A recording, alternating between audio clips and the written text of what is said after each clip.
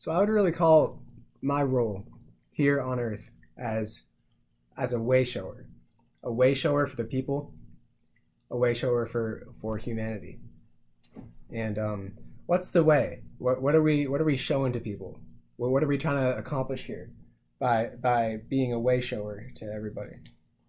Well, I I kind of I know now that it's showing the way that everything is all right, that everything is okay, that literally there's no problem. There's no problem whatsoever. We think there's a problem.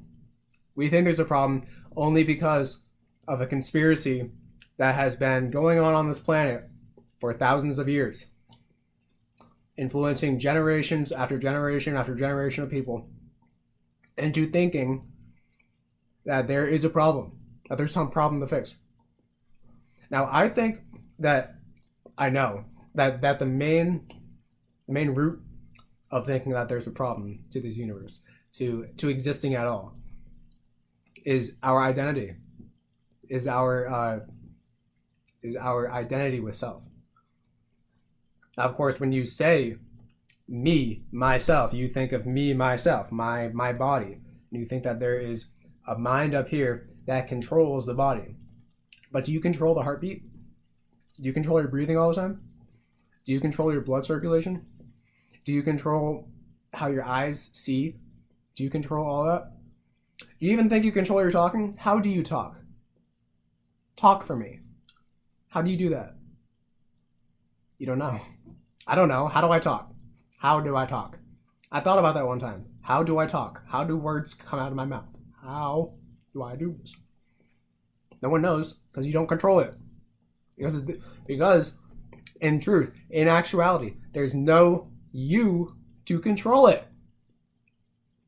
That's the thing. That's the whole surprise. That's the whole deal with this universe, is that it forgets that it is the universe, and then it remembers. And then in remembering that it exists in itself is the greatest halba. Remembering existence itself. The universe cherishes itself. I'm going to say you cherish yourself because you're not different from the universe. So I'm not going to say the universe or God as if it's something separate from you, as if it's something out there. The higher self, God, Jesus, something way, way, way outside of there that's looking down on you and judging you or guiding you along the way lovingly, right? It's it's all you, but there's no you to be it. There's no you to be it, right? There's just the universe. There's just God. There's just the golden light. There's just the self. And there's no self to be the self. There's no I to be one with God. There's just God, right? That's the whole thing. And that we have been tricked out of remembering this fact because of the way our society is structured. And the way our society is structured is so that we tell each other who we are through words. And it's that simple. It's just the word game. It's just our language. And that I've talked to a Malaysian person before, and he speaks Chinese, and the new version of Chinese, the simplified version, that's like 1984 Newspeak English, is modern Chinese. He says that when you speak Chinese, the world looks as if it's black and white, as if it's gray, black and white. But then when you speak English, things get colorful. But imagine if you spoke Latin. Imagine if you spoke Greek. Imagine if you spoke Proto-Indo-European. Imagine if you spoke Sanskrit. Imagine if you spoke Old English. Imagine if you spoke Egyptian, ancient Egyptian. Then the world would look different because you see the world in terms of what you think. And so the word game, right? The word game is Maya. So I'm gonna refer to the Hindu religion and the Hindu and then Buddhists also refer to this as the wheel of samsara, is the wheel of different forms, and the one self, the one God, the one thing that there is. So the reason why there's nothing to worry about at all, that's the good news, that's the gospel I'm giving you, is because the only thing that exists is God, and God is good. And existence is good. So there's nothing to worry about at all. At all. But it's our heads that tell us differently. Why do our heads tell us differently? Because we have been trained to think in a way through which double bind. So we've been trained to think in terms of illusion, thinking that I have a self. This is me. This is me. This is only me. And I have to improve. I have to be me. I have to get somewhere. I have to become better. Who becomes better? Show me you. This is me. What? What is that? I don't see it. Show me you. That's the whole thing in Zen Buddhism. You talk the person out of the psychosis, out of the idea that you think that there is a you in there that actually exists. But are you separated from the entire universe? No, you're not. You're in it. You're in God. You're in the mother. So where do you come from? You come from somewhere else, and are you something else? No, you're not. You are God itself. But it's not you that is God. It is just God. But the profound nature of life, so profound, is that God is so intense that its intensity is that it's so intensely pretending not to be intense. And that's all of us. We're all pretending to be so civilized, as if we all have it together. But we don't. Because in the back of our minds, we know there's something wrong. There's something wrong. And there is. Not with reality itself, but with the way you're thinking. The way you see reality. Because you think that there's an actual self in here that exists, as opposed to the entire universe. But you are not separate from the entire universe. So you are the infinite universe. You are the nothing. You are nothing.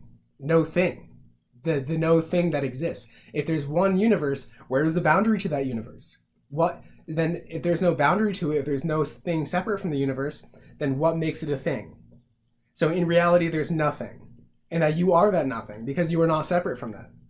It's like so. My job is to like retrain people and like talk people out of it, talk people out of the Maya, out of the illusion, out of the play that everybody has been stuck in for thousands of years, and like there's no reason to reincarnate into different forms and to go around the wheel. There's no reason to do it.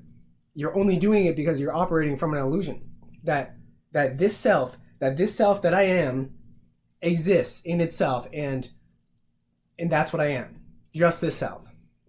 It's the wheel of illusion, just the wheel of play.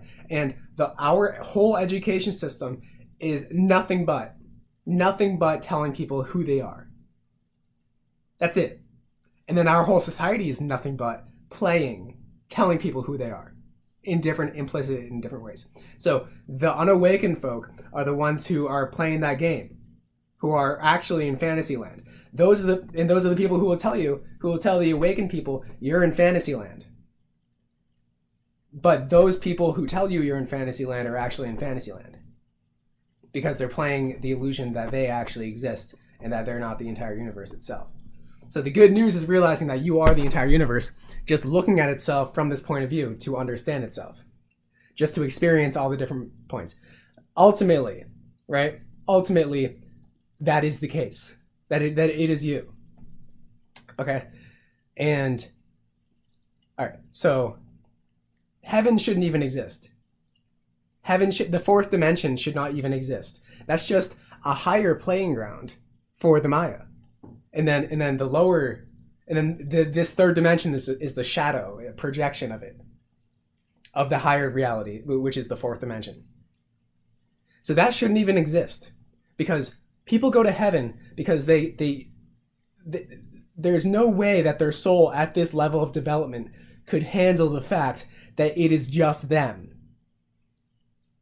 Can you imagine coming to that conclusion? That it is just you. That there's nothing but you. That's it.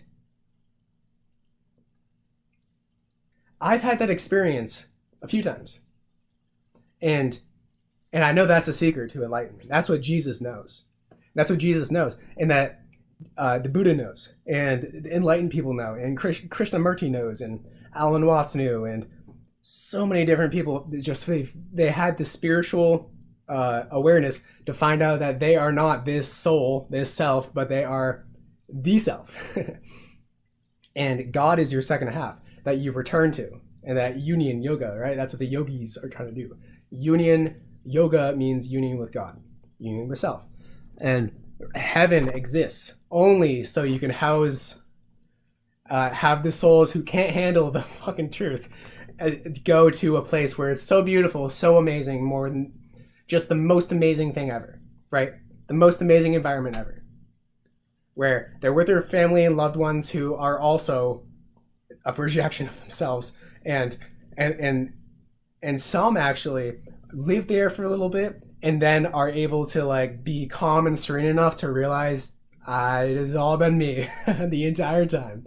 But some are not able to realize that. So some spend some time in heaven, but then they have to go back because they gotta do some more soul progression, and then they go back to heaven, but then they have to go back until they realize it's been all me, because how could it not be me? So it's all about seeking for the knowledge of the actual universe. And Jesus Christ came to this world to because this is the 2,000 years of darkness. From the point Jesus Christ came, and the year I was born was the 2,000 years of darkness. And Jesus Christ, he signed up to help people get back to God, right? In this 2,000 years of darkness, because it's so hard to find God, because we're so illusioned by the establishments. So it's like, find Jesus Christ. Have Jesus Christ be your God, because he will get you back to God. So he came to earth, and he realized he went all the way.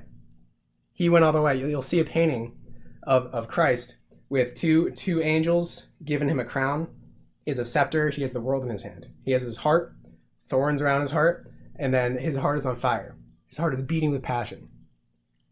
And then he's the king. And he has the world in his hands. He's a scepter. And then the angels. What does that mean? You've seen Mary Magdalene with that too. And that can apply to anyone.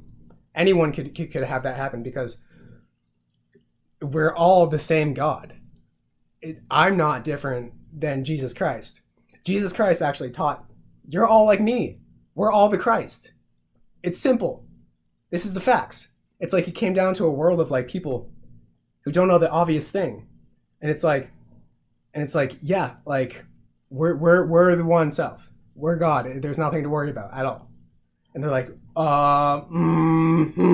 So he was tasked and assigned with helping these people, us, come back to the self. And then we come back to God, and we reach heaven, right? We don't go crazy, but we keep Jesus Christ in mind, and he's our God, and we give our life to him. And because he is God. Who isn't? He is the God. And so you give your life to him, and he leads you to union with self, right? But for a lot of people, you just got to go to heaven, because you can't realize that full fact. The full fact that it's you. Like last night, I had another experience of like realizing, like I was like asking Jesus, I was like, just like help me know what you know, like, and I was like, oh, it's all me. Oh no, it's all me. What the fuck? Because when you have that realization, it's like, what the fuck? It's like, no. It's wild realizing that it's all been you, it's all been me doing this whole thing the entire time. And that's it. Just me doing this universe this entire time. But it's not me, the ego. It's the universe itself. And I am the universe realizing who I am in this form. So it's like Jesus knew that. He found that out. He went all the way. He's the king. He went all the way. If I go all the way, he teaches me how to go all the way, then I'm become the king. Because everybody is. Nobody is not the Christ. You are the Christ by virtue of existing. Nobody is not the Christ. By virtue of existing. I told myself this, and I wanted to create a school of thought, of religion for myself. where the whole basis, the whole premise of this entire religion, kind of like Gnosticism, but just straight up, right? The whole premise of this religion is you are the Christ. You are the only one. That's it. That's the only thing. That's the only thing you got to know, is that you literally are God. But it's like you can't tell people that. Like, we got religion for this because you can't tell people like you are God itself. Like, me, I'm God. Oh, I rule the universe, and that's when your ego takes over. But it's like, you're not God. The you think you are doesn't exist. So like, if you think the you that you think you are exists and is God, then you're just living in an illusion still, except a higher illusion. But you got to realize that the you think you are doesn't exist, and that it's just God, and that it's not you that is God, but it's God. That's the good news. That's the gospel, and that's what Jesus Christ came here to teach us. But the Catholic Church was like, no. We're gonna put him upstairs. We're gonna make him the only one to be able to be God, and then no one else can. He is the Son of God, and then God is the Father, right? And then the Holy Spirit, and that's it. And then people have near-death experiences because you see what you imagine to see in reality. So you actually, it's not like there's this ultimate. The ultimate truth is that it's just you, right? But if you go to heaven, you go and you see what you expect to see. So you see Jesus Christ and you see God and you talk to God with the sandals and the white beard and everything. And you see what your soul is able to see, right? But different souls at different levels of vibration and elevation, like the Pleiadians or the aliens, right? They already are aware of this. It's just the facts. But how could it be any different? Like they don't have the idea that there is a self, that I am a self, right? That it's just like, we are all the forms of the universe. Of Atum. Read the Hermetica. And read the Bible. The Bible is really important, getting you to God. But it's like but God is like the intelligence of the universe, and will talk to you, and like knows you so intimately because it is with you forever. Is like the love that you seek for in your parents, and then in your peers, and then wherever. The reason why you get depressed when you're a kid is because you forget the love of God. You forget that you're a lover. When you're a baby, you're like, because you're with your lover. But then when you reawaken, when you're older, you start to get to know your lover, and that's God. But it's like, again, so like religion, like you go to heaven, right? Some souls cannot handle the fact. Okay? You just can't, right? So you go to heaven, here's heaven. And I can rest for eternity. But then some souls themselves, consciousness has to come back and keep learning. They're able to, until they're finished with the Earth School and ready to understand that they are the self, right? They are Atum. There's nothing different, right? So the good news is really there's nothing to worry about. And it's like Jesus Christ came here to be like, hey guys, like if existence exists, then it's good. Then it's good. But we've been tricked out of thinking that it's good because we've been given a false belief system. We've been given ideas about the world, that the world should be a certain way. Those are our ideas. But then the world's not that way, because of course the world isn't our ideas. So then we kind of go crazy because we're like, the world should be this way, but it's not. Let me try to become God by force. And that way you just destroy yourself. But then realizing that you're in God, and that, oh wait, there's no me to be in God because I am. And that's it. So it's like, yeah, and so The Bible is like getting you with it, getting you back to yourself, getting you back to the self, getting you back to God. And God will speak to you. You know God through contemplation, meditative contemplation on existence, on the truth.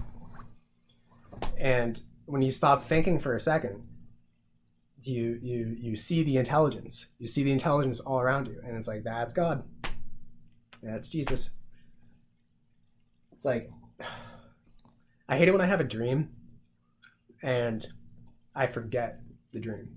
And I got some good information. Like, I got some good information about the Lord and Jesus. And it's like, Jesus is the son of God. So it's like the manifestation of God. And then God is the intelligence behind it.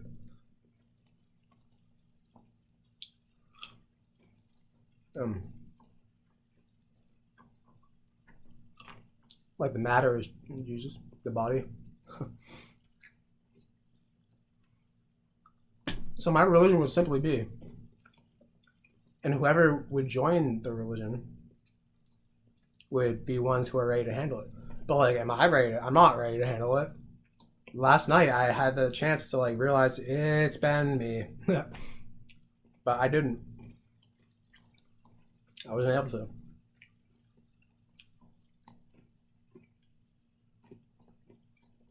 Such a wild thing, right? But I feel like I knew it before birth. Like, I think everybody knows it, but they can't say it. They don't know it. Like animals know it, but they don't think about it. So you know it, but you don't think about it.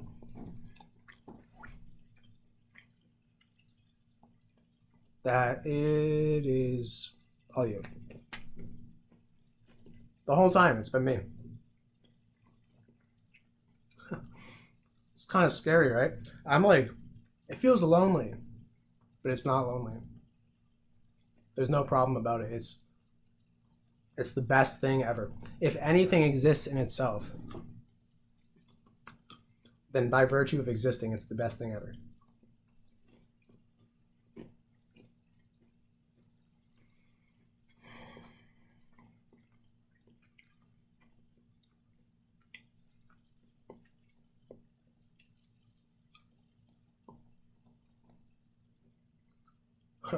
It's always tripped me up. Like, it's like I see like videos like, it's like Jesus is the only God. What about the Hindus? Do they all just go to hell? Who don't know Jesus? They know him in a different form.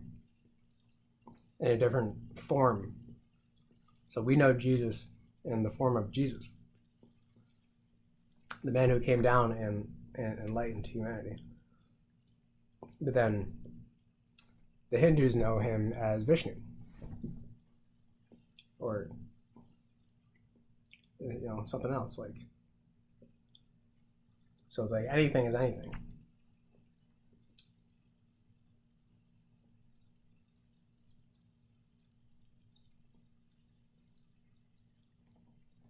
So yeah. So the whole conspiracy is to get people to literally think that there's a problem with existing. That there's a problem with this world. There's no problem at all. That's the whole thing. There's no issue. And the good news is that no matter where you are, no matter what you do, you're a manifestation of the divine self. Now you are in the divine self, and the divine self knows you and loves you so much.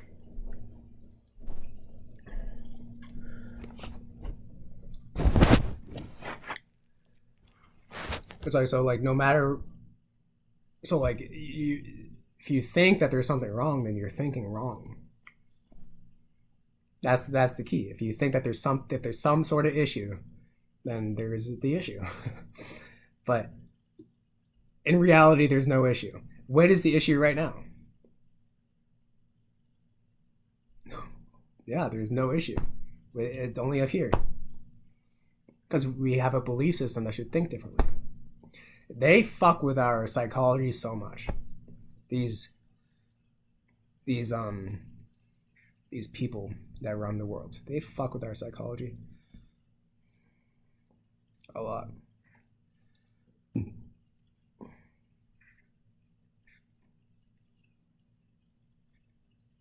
Being actually the one. So I wrote this. It's so hard to comprehend, yet it's so easy to understand because it's so simple.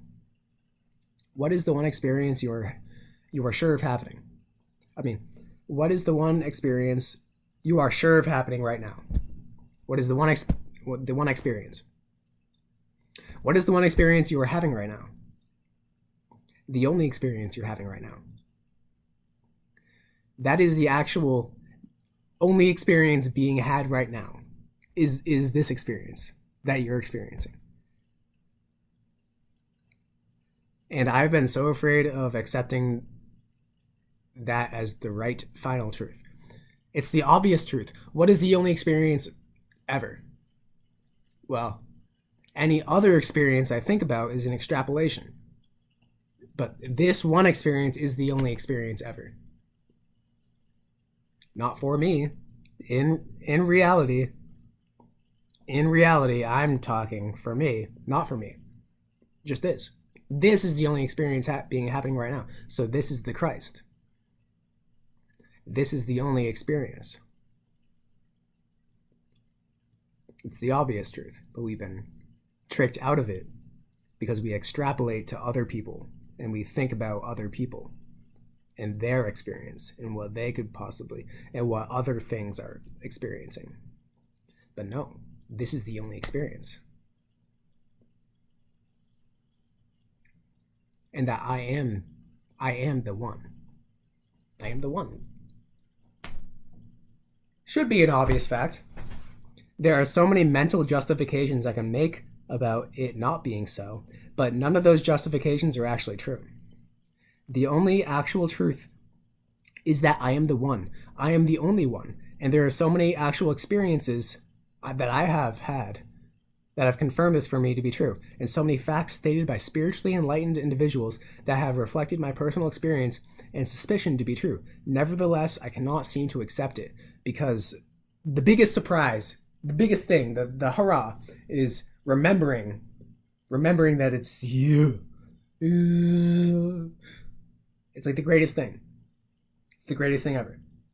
Remembering that it is you. It is me. Oh, that's the ecstasy. That's the big orgasm. The little death is an orgasm, is a regular orgasm. But then the big orgasm is death.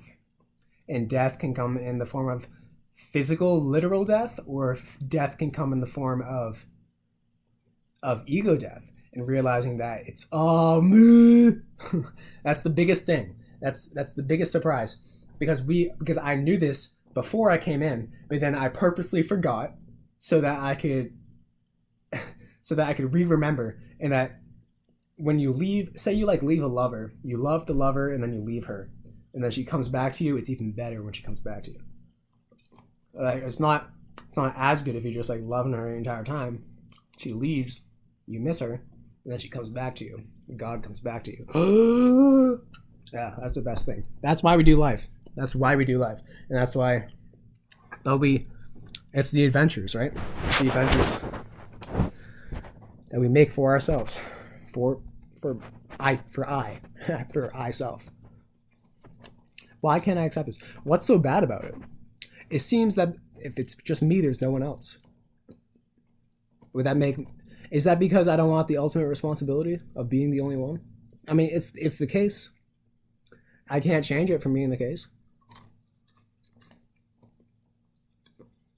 Nor would I want to deny it. I mean, what's so bad about it? Alan Watts, he realized this. It's he was well, this is it. I've had that experience. Well, this is it. This is it. I've had just smoking weed. I had the experience of, well, I am the entire universe, and this is the only experience going on in the entire universe. That's what it's like. Okay. Becoming enlightened is realizing that I am the only experience going on in the entire universe. That's what it's like. I can't say it. I can't show you. I can only show you if I'm actually enlightened. If I actually accepted it for myself. Which I will. It's like, I don't know. It's scary, right? Because after that, there's no further problems. And it's like, do I want no further problems? Because in that way, I would have to take full responsibility for my life. If there are no further problems. Well, shit. But the good news is that it'll eventually happen in this lifetime. So yeah, it would mean that the whole game, the whole illusion would be over and done with, and that there would be no problems anymore at all whatsoever if I realized this is the only experience going on. Even though you're the person I'm talking to, I can extrapolate and reason that you are also conscious, but you are the same me. That is the only experience. So say like it's a ball. The universe is a ball, and it's looking through all sorts of filters. The one experience is looking through all those filters. So when one filter realizes that it is the one, then if it thinks that the filter is the one, then that's when it goes crazy. But if the I itself, looking through the filter, realizes that the filter isn't real, and that this is the only experience going on, is the I, is the whole God looking through all these filters. If one filter disillusions itself and realizes that it is the God, then it has the experience of this is the only experience going on in the entire universe because it is the only experiencer. That's what all these aliens, all these enlightened aliens are experiencing. This is the only experience going on in the universe. Of course it is. I am the entire universe. I am omnipresent. But then also there is the God that exists. But the God can experience itself from so many different points of view.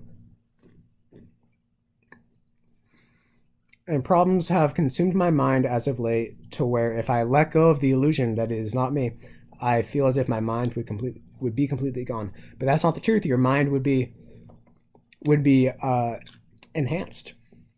But that also would be true in a sense that my worrying faculty would no longer be in its function, because what worrying faculty? The animal worrying faculty. So I would no longer worry because what's to worry about? But you don't even have to realize the whole thing. You can just know that the entire of being, the entire of the cosmos is good and is intelligent and is God and is so intimate with you, is the super intimate with you. Like the only thing that you experience ever is in your own head.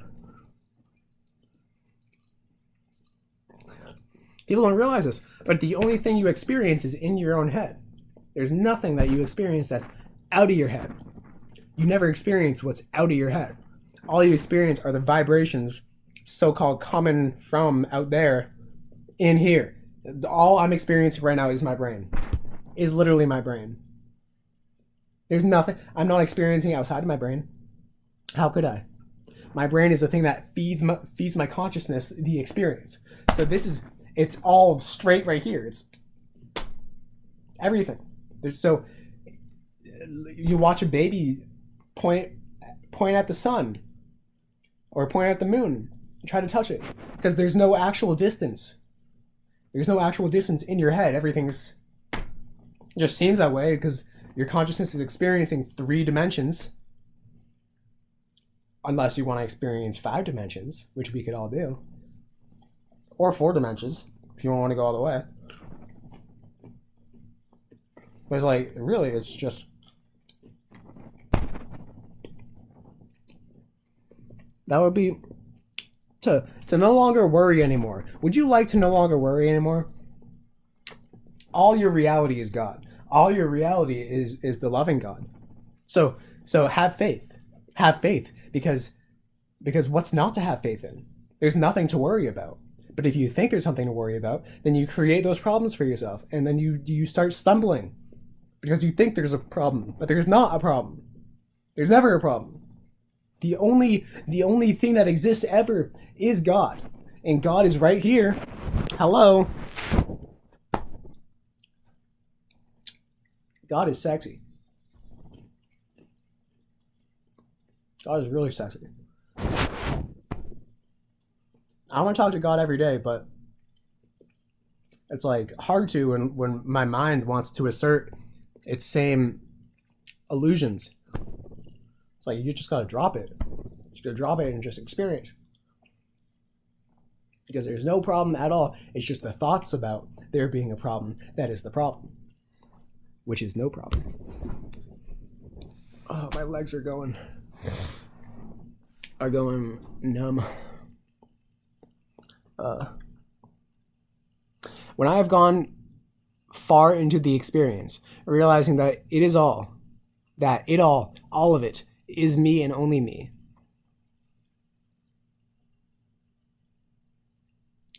that's when I stop worrying. But if I don't experience, if I don't come to this conclusion, I just keep God hanging on, because I'm not unifying with God. I'm forsaking God in this sense. If I don't realize that it's me, not accepting the fact that it's all me, I keep forgetting why. It seems that I want to forget, that I just want to forget. Why do I want to forget? Maybe that's the way it should be. It's just, but it's good to know that don't worry, because in the end, it's really all you. Not Sam, but it's the universe. It's God. To worry no longer.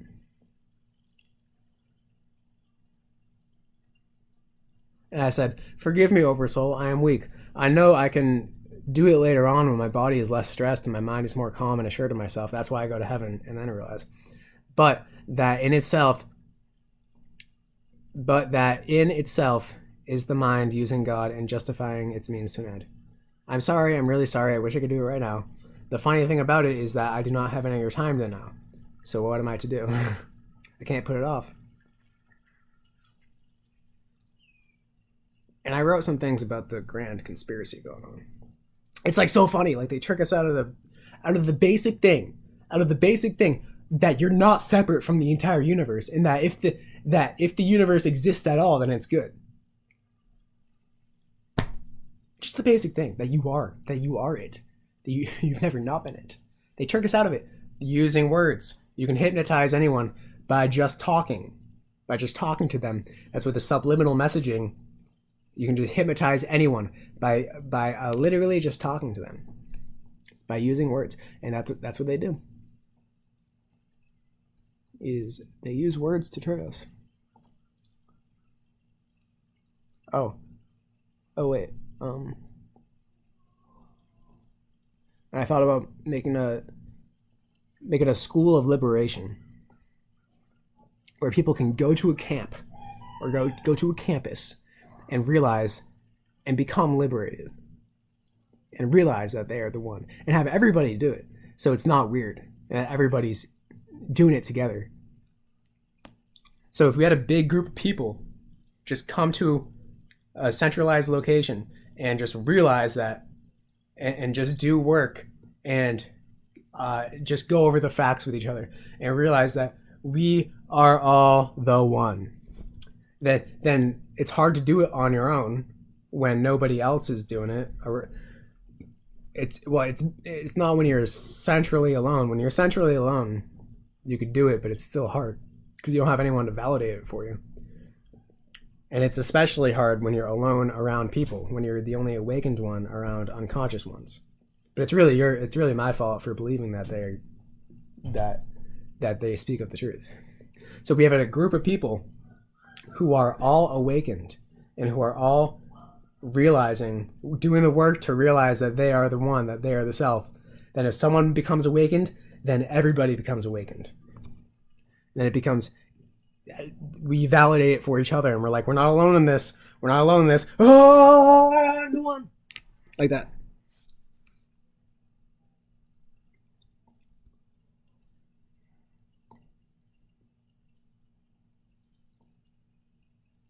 Um, and it's like, you tell people this, like, you're the universe. They say, so what? Why? Why do you care? It's only because they don't know. You are literally nothing. You hear me? Forgive me. I'm trying to find the document where I spoke about the conspiracy.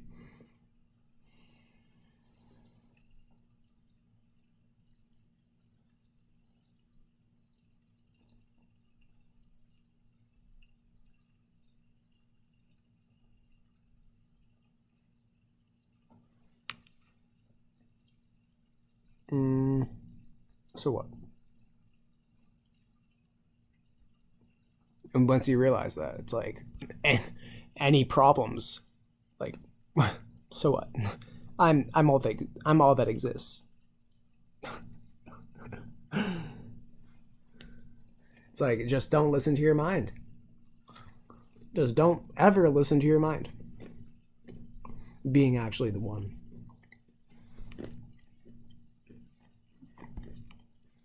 Oh, I think it might be here. Yes, it is. All right, so I'm just gonna read something to you, and let's see what you think. This is what I summarized because I figured out the entire conspiracy. All right, we live in a world where we're unreasonably forced to prioritize seemingly everything but ourselves and our inner being. In the beginning, before we even knew what we were getting into, we were given no choice but to go to education and learn what the world is in terms of a perspective given to us, not just by someone else, but a corporation of someone else's like Pearson and other companies who create the content that we now experience as reality. Give us a vision of reality using words. And now, after the 12 long years of doing what we do not want to do, on a consistently exhausting basis, waking up early, sleep deprivation, treated with cruelty and kindness, we are, as Alan Watts has so rightly said, initiated into adulthood using through psychoanalysis because we have been effectively ruined by education and all of the tools for learning, the conventions that we have become addicted to as a result, which comprise our thought. Immense confusion begins early on in life and continues to the day we die, as most people put off the very obvious fact that we actually exist and that our lives belong to us. The average upbringing connotes that we do not own our own lives, but it belongs to others, whether it be figures of authority or your peers, as of course your self-image is derived from your interaction with your peers.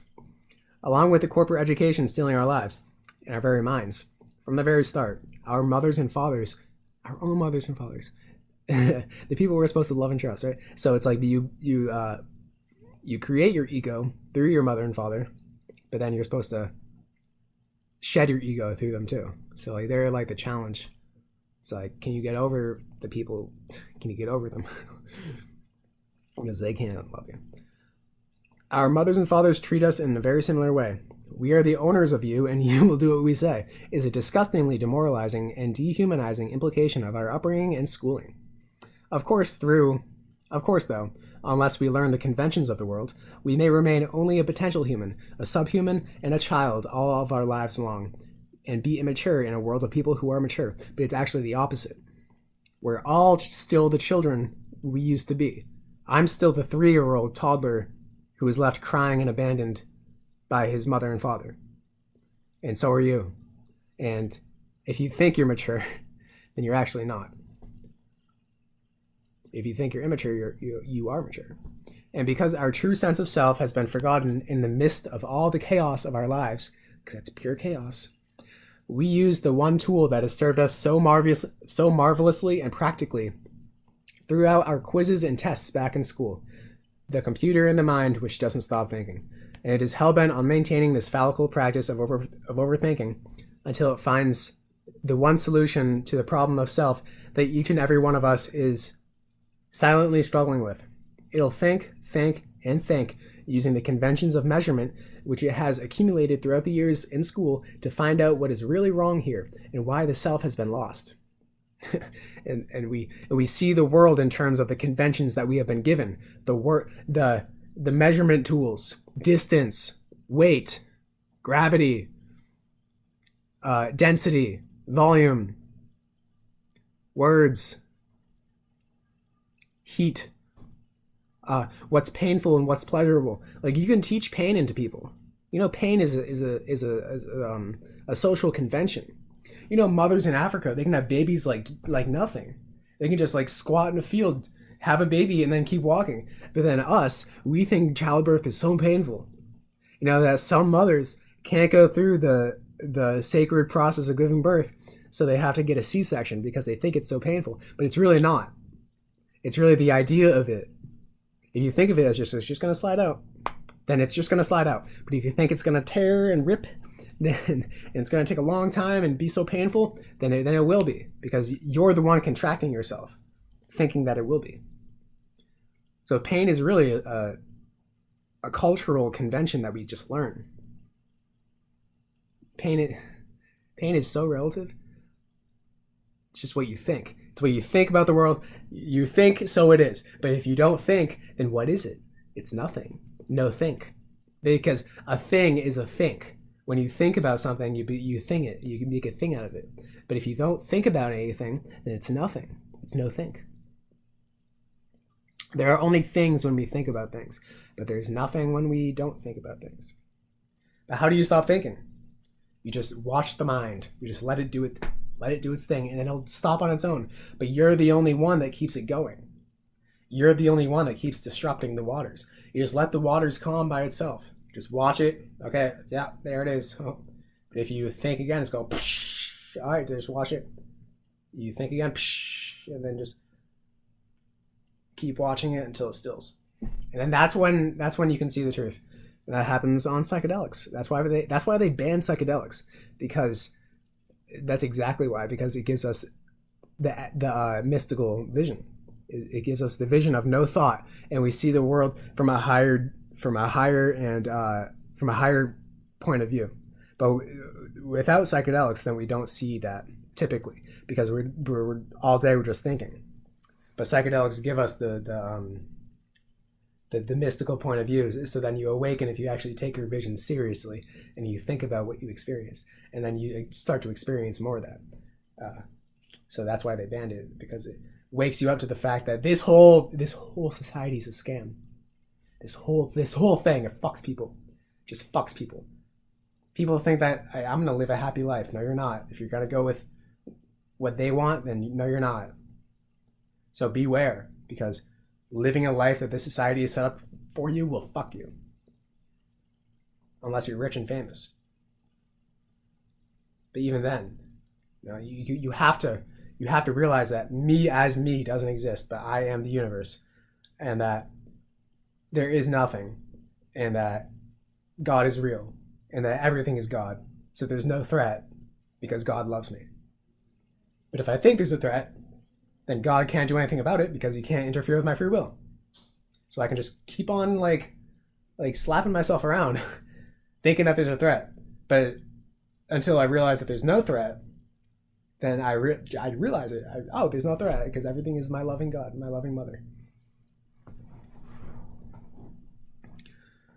So the mind served us marvelously and practically throughout our quizzes and tests back in school. You got to remember and then regurgitate. The computer in our mind which doesn't stop thinking. And it's hell-bent on maintaining this phallical practice of overthinking until it finds the answer to the problem. By these means, you'll find no results, because you're going in circles around an illusion. You are looking for self. How could you find yourself? You are not going to find the real self up there in the form of thoughts. Self has been here all along, but alas, we have hoaxed ourselves into believing that there is a problem to be solved or an issue to be resolved due to the fact that we are so used to using these dang thinking minds to solve problems. It's become an addiction. And where the irony lies is that you think that the problem of self, figuring, using figures, figure out who you are. But as long as you think to solve the problem, you're putting off the problem indefinitely because you're focusing on mental abstractions, and the real self is not a mental abstraction. It's not a thought. And if we see ourselves as a thought, it's just a falsehood. The difficulty lies in that often people cannot just stop thinking. It has become too much of an addiction and a habit which defines your routine and daily life to just give it up. It's become such a habit that it's so hard to give it up. Meditation is heavily encouraged for the stoppage of excessive thought, but even then it is greatly difficult because we are so often easily taken away by negative thoughts about ourselves or the future or the past, which, by the way, the future and the past don't exist. Never existed. The present doesn't really exist. It's just now. There's no. Have you ever been in the future? Have you ever been in the past? If you go to the future, then it's the now. If you go to the past, then it's the now. The future and the past. What do you mean? Time. What do you mean? We're very tricked by that. And right away, our mind sets off to solve the problem presented to us by negative thought. I think of people who are tricked by this entire society are people with Mickey Mouse hats on, with Mickey Mouse ears, and then like a hat or a thing that goes on your head with Mickey Mouse ears. People who are tricked by this society and who are lame. People become tamed. They tame people. So that's what they want to do. They want to tame people like we tame dogs. They want to shave them up, cut them nice, cut the hair nice, and tame them. Make them, yes. But they're really crazy inside. They want to tame people. So like people who are like in the Matrix, opposed to the people who are out the Matrix. People who are in the Matrix have Mickey Mouse hats on, tricked by Disney. And Disney actually tells like the straight up fairy tales, like this is just how life is. Cinderella is a real story. Just the way life is. Snow White. You know? But they make people think that magic isn't real. So they put the Mickey Mouse hat on. But it's when you simply just stop thinking, you see the magic. Instead of straight up meditation, I will present you with a different approach, one which is actually based on mental reasoning and logic, facing the real facts instead of succumbing to the illusory ones, not the illusory facts, but the illusion. If one thing is true, it is that the truth is never negative or discouraging. And to walk with you, side by side, using our intelligence together to debunk falsehoods implied to us all of our lives long, and so as to overcome the illusions that the negative thought patterns present, facilitating a healthy and balanced state of mind, which step by step returns back to the state of grace, the paradise from which we have been lost. Take my course fearlessly. Oh, I did this to advertise for an online course that I was going to do. Take this course with me fearlessly and explore the inner workings of the mind, how it gives us so much trouble, and what kind of false ideas about the nature of reality and self it might be hindered or even crippled by. Knowledge is power, and achieving philosophical clarity is what opens the gateways to greatness and ultimate freedom.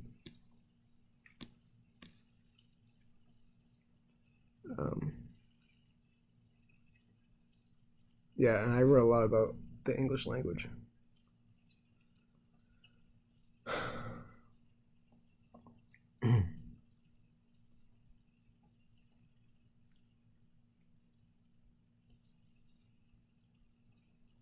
I wrote about mental illness. Let's talk about the English language first.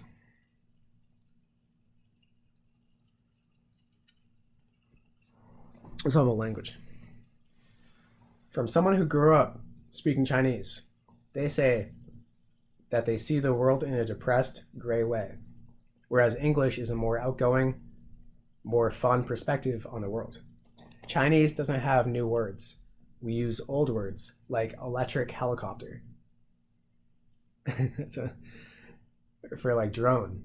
They don't have the word for drone, but they use electric helicopter. You can't understand certain words and phrases without cultural meanings. One quick word or phrase can be understood by others even without directly conveying linguistically the meaning that you both understand. One quick word or phrase can be understood by others without directly conveying linguistically through a sentence the meaning that you both understand. So it's like someone not from this culture could hear someone say, "How are you?" They could hear you say, "How are you?" Well, I know the English language. I know how is a word meaning to ask how it is done. How is a weird word, right? How. What does how mean? But how is a word asking to explain the way something is made or the way something is. So when someone says, "How are you?" I would respond, "I am well." But well is how I am. I am well. Someone would be like, "What do you mean that's how you are?"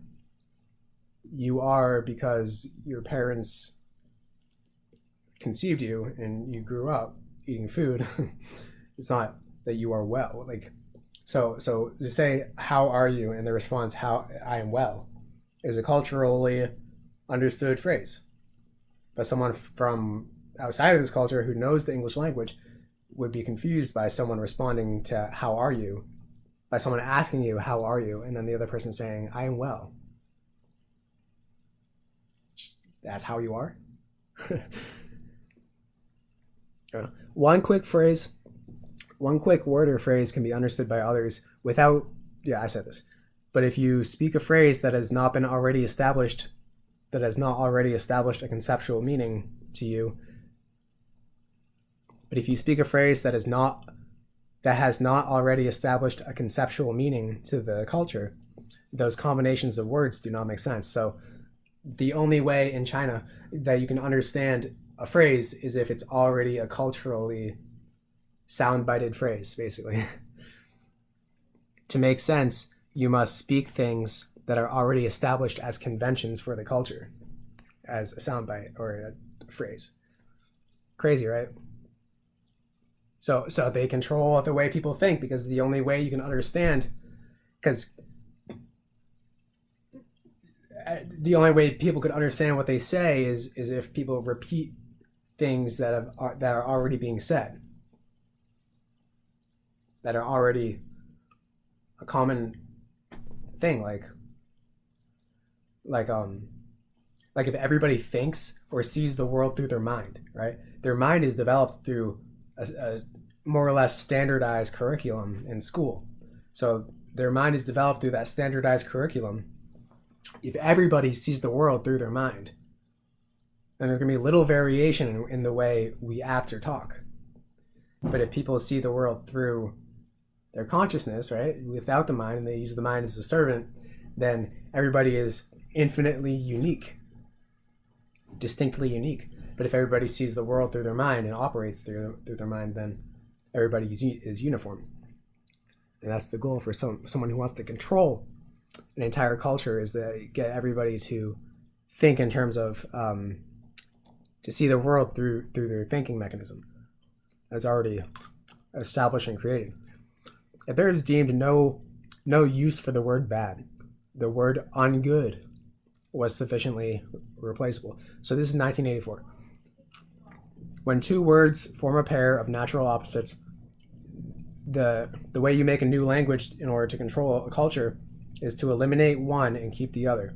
Just add an un, ear, out, ab, a, near, to connote a contrasting experience to the primarily considered standard, fixed, and positive expression of reality, which is familiar. So if you replace the word warm with uncold, you'll perceive any warm water in terms of cold water. This water is uncold today. Dark could be replaced by unlight. So any dark you see, you could see this for yourself. This would be a great way to see the world. Any dark you experience, any darkness, is seen in terms of light. See, dark could be replaced by unlight, or light as undark. That would be fucked. This is undark today. Unconventional. These are our words, though. So listen to these words. This is kind of fucked. So this is we're kind of like 1984, as we are. 1984 is like a book about us, except it's like the future of us. So they've already reduced our language to a considerable extent. So we have our words. We want to standardize a perception of reality. You make the words. You make there just a standard of words. So like unconventional, extraordinary, disquieting. So conventional, ordinary, quieting, rational, regular, landish, common, normal, typical, canny, usual, orthodox, natural, standing. These are the typical experiences of reality, right? But anything outside of those typical experiences of reality, we say unconventional. So anything that is not conventional, we see in terms of the conventional. So we cannot see anything outside of the terms of what is regular or conventional. We see everything that is not regular, weird, in terms of what is not weird. But we don't see what is normal in terms of what is not normal. We see what is not normal in terms of what is normal. So that's the filter through which we all see. We see everything in terms of the normal. So we have words unconventional, extraordinary, disquieting, irrational, irregular, outlandish, uncommon, abnormal, atypical, uncanny, unusual, unorthodox, unnatural, outstanding. And more words imply that the usual experience, being conventional or typical, is the standard of reality, and that anything else is a deviation from the standard in negative terms. So un or ear or out or ab or a or dis are negatives to the typical positive experience. Just like how 1984 uncold is a negative experience to the standard of coldness, which is the positive. Atypical is a negative term for the positive experience and standard experience of typicality. Atypical is in terms of typical. That you don't see anything in terms of like, we don't have words for like being the self, being the non-dual self, the infinite self. We don't have anything in terms of that. We see words in terms of, we see the world in terms of the Maya that we play with each other. But we don't see the world in terms of the extraordinary. So anything supernatural is in terms of the natural, what we consider the natural, what we see on a daily basis, what is regular to us. The laws of nature are just regular occurrences in nature that we call laws because they occur regularly. But on a different planet, they wouldn't be laws. Just because that we need carbon, that we are carbon life forms, that we need oxygen, doesn't mean that if there are no planets with oxygen in the universe, or that we can know. So like we think that like there can be no alien life form, no intelligent life, unless there is a planet which is sustainable for life. So we only know life in terms of the life that we live, in terms of the life that we live here. So that we need our life form needs oxygen and sunlight and a certain distance from the sun, right? We need that. So we extrapolate and we say, oh, because we don't see any planets that have what we have, that means there's no intelligent life. But what if there's a totally different alien species that's not carbon, doesn't need sunlight, doesn't need oxygen, can be right next to the sun, and just, there could be intelligent life living on Mercury, just a different type of life than us. But how could we ever say that just because there's a planet that's not like our planet, that it means that it's not sustainable for life? Completely crazy. So we think of terms we think of things in terms of the way we live, but like everything is not in terms of the way we live. Not only do we lack words for experiences that are not orthodox or common, with words featuring prepositional affixes taking the place of possible terms for the irrational. So the only words that we have for things that are not orthodox or common are words featuring prepositional affixes like on, an, or on, ab, whatever, ear, taking the place of possible terms for the irrational. But the words that we do have for things that are not conventional are riddled with unflattering undertones that lead one to feel sort of inclined to be dismissive or rejectory of anything with the nonverbal attributes equivalent to the demeaning concept of the words we use. So things that are not typical, please not right now, are words like queer, mad, crazy, erratic, funny, puzzling, bizarre, demented, kooky, kinky, strange, questionable, peculiar, freaky, different, and probably more words that have overtones that are there to resemble in one's mind what something out of the ordinary is like. And all of those words represent something unfavorable. So anything that is different, any celebrity that is different, we see as something unfavorable. Because something that is not like what we typically experience, we see as something in terms of unflattering, in unflattering terms. So the origins of the English language, I'll get to this, began with the people of the Black Sea region, with some migrating up into Western Europe and later developing the European languages and others to the Indian subcontinent to develop Sanskrit. No, so what I actually realized was that it wasn't, I don't think it was the Black Sea, but I think it was like Eastern, Western Russia, and then Eastern Europe. So that's where the Proto-Indo-Europeans, that language developed. And that some went to Europe to develop languages, and then others went to India to develop languages. The common source from which both styles of language developed was reconstructed to be known as Proto-Indo-European, which was far more complex than the modern-day English language. Far more complex. So like the farther back you go in history, the more complex and rich the languages were.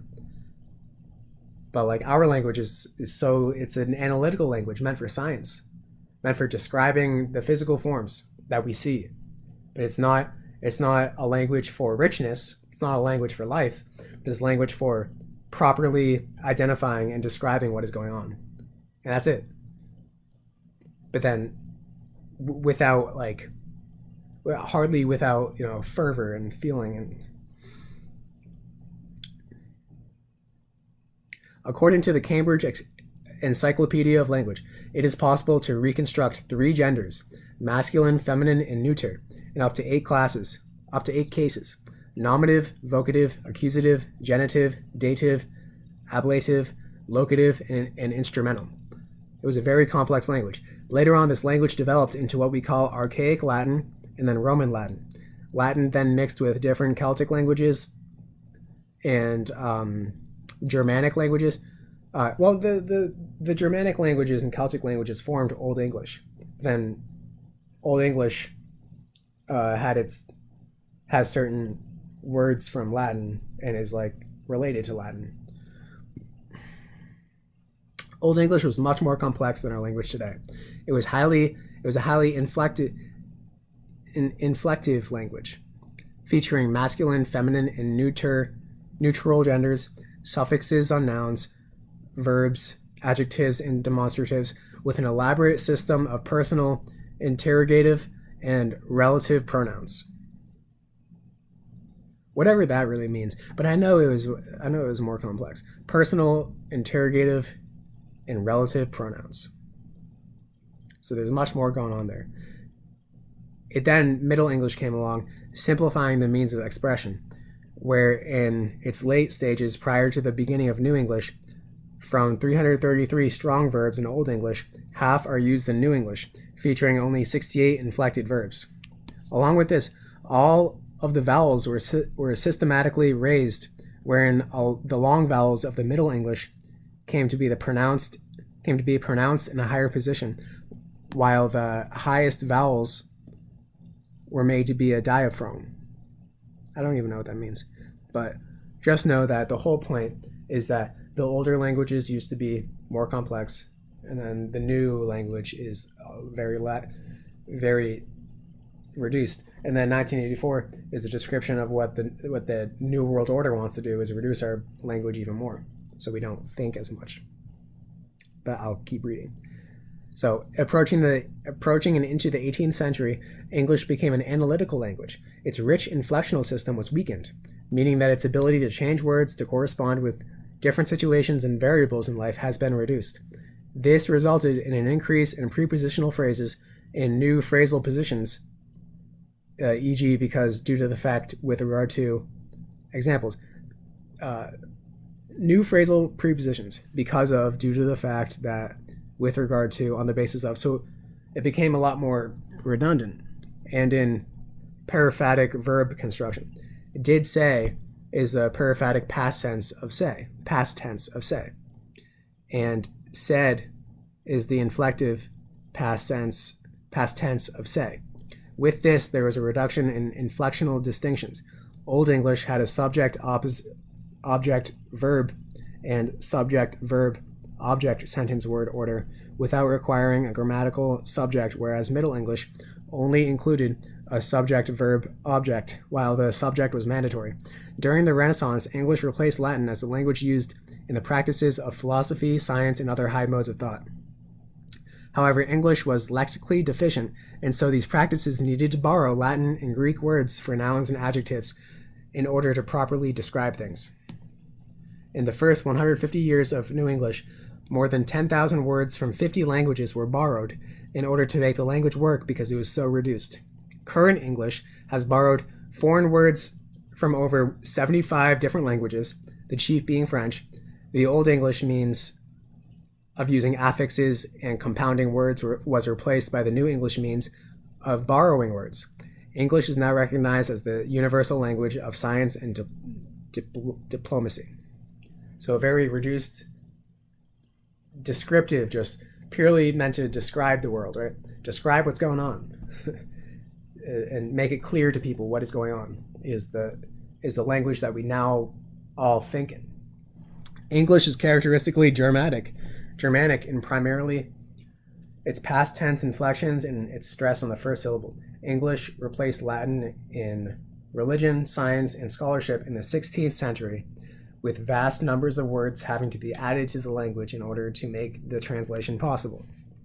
So, here's a quote from 1984. The purpose of Newspeak was not only to provide a medium of expression for the worldview and mental habits proper to the devotees of Ingsoc, but to make all other modes of thought impossible.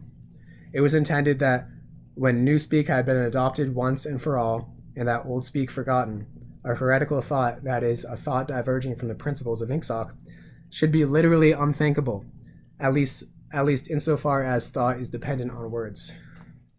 So that's like, you can't think except in terms of what's conventional.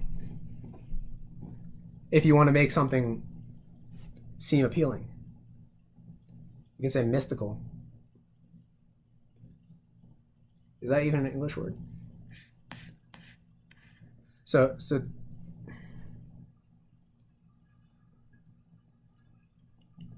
the goal of 1984 language, and kind of the language that we speak right now, is to construct the language so as to give exact and subtle expression to the meaning of what someone is attempting to express without the possibility of arriving at a different meaning.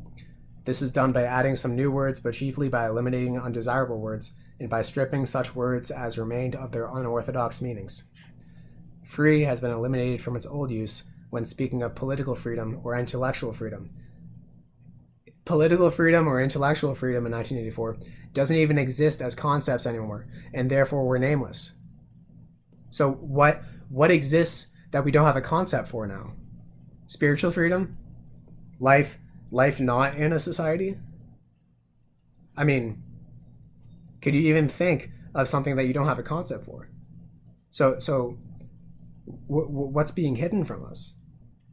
What kind of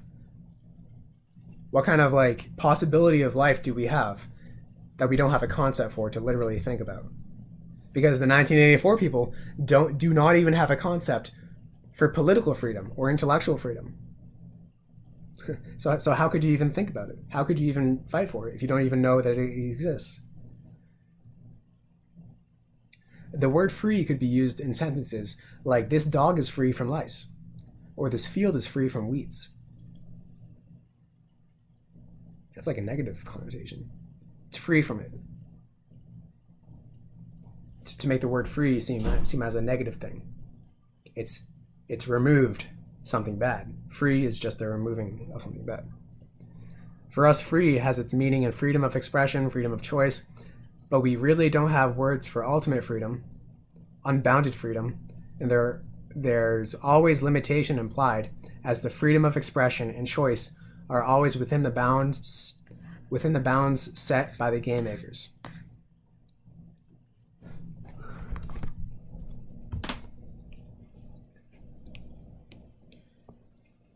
So,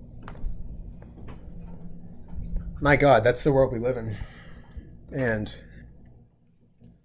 it's like, just watch out for the people who want to keep you down. You know? My God, it's like, there are evil people out there, and they've just been hacked.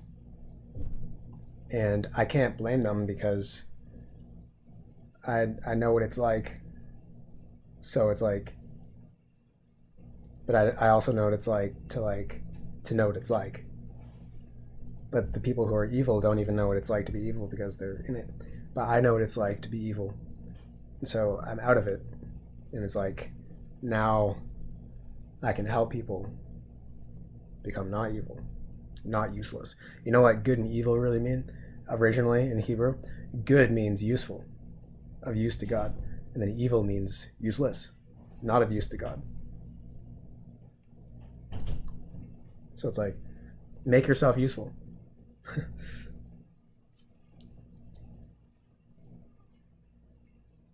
But yeah, I think that's it for today. Um, I will. I'll continue this another time. Bye.